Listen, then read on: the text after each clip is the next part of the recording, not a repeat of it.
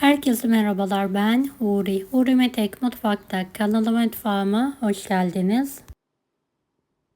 Hiç un kullanmadan çiğ kabak ve yumurtayla harika bir dürüm tarifi hazırlıyorum. Evet, fit dürüm tarifimi sizler için hiç bekletmeden hemen başlıyorum.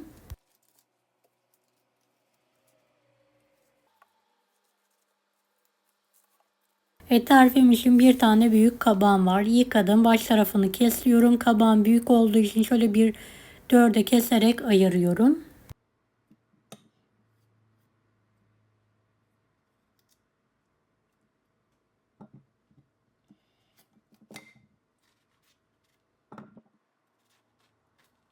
Evet, kabağımı rendeliyorum.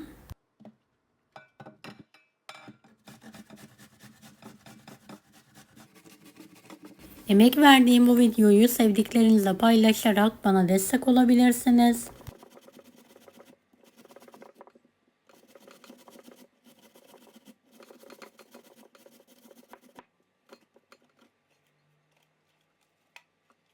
Kabağın hepsini rendeledim. Üzerine 4 adet şöyle küçük boy yumurta kırıyorum.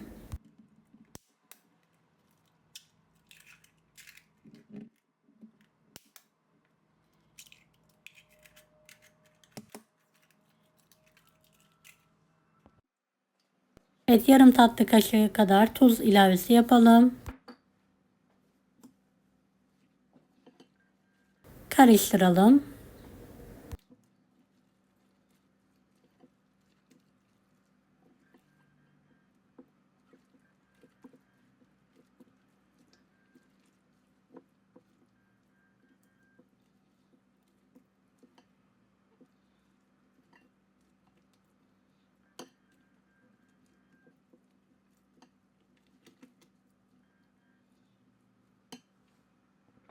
Fırın kağıdı serilmiş tepsiye ince tabaka halinde dökerek yayalım.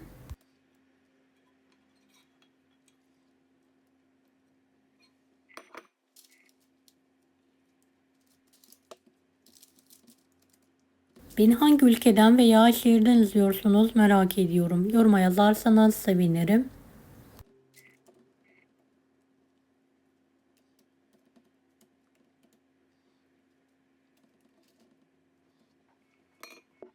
Önceden ısınmış 180 dereceli fanlı fırında üzeri nar gibi kızarana kadar pişirmeyi bırakıyorum.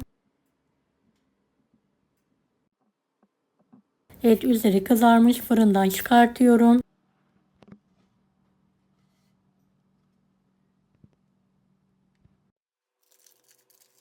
Şöyle bir ters çevirdikten sonra kağıdından çıkartıyorum.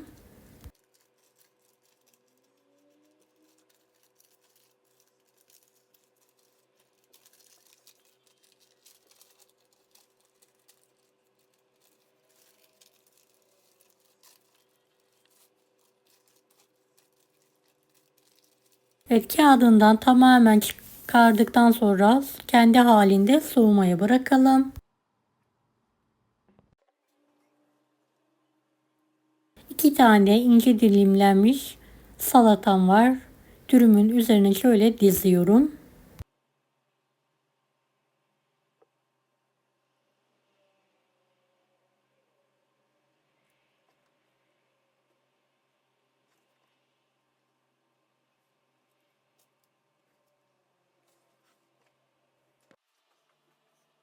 Bir tane de ince doğranmış soğanım var.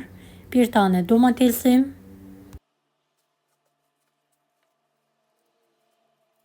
Yeşil olarak da marul yapraklarım var.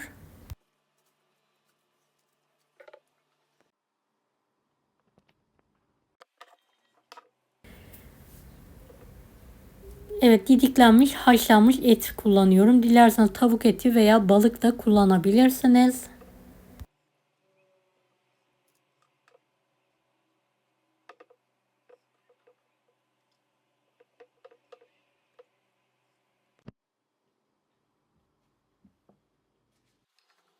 Üzerine biraz limon sıkalım. Biraz karabiber, biraz tuz serpelim. sıkıca rulo yapalım.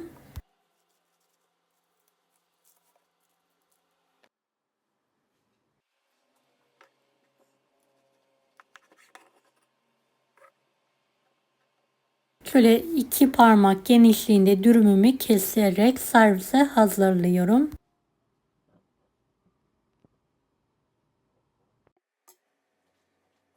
Diyet yaparken tüketebilirsiniz veya gün sofralarına daha farklı bir sunumla ikram edebilirsiniz.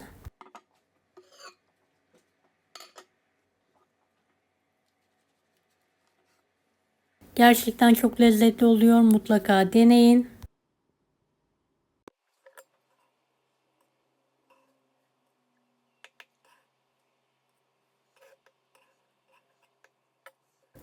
Evet, şöyle bir yakından gösteriyorum.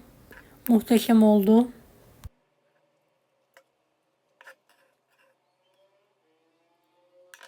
Deneyecek olan herkese şimdiden kolaylıklar dilerim. Allah'a emanet olun. Hoşça kalın.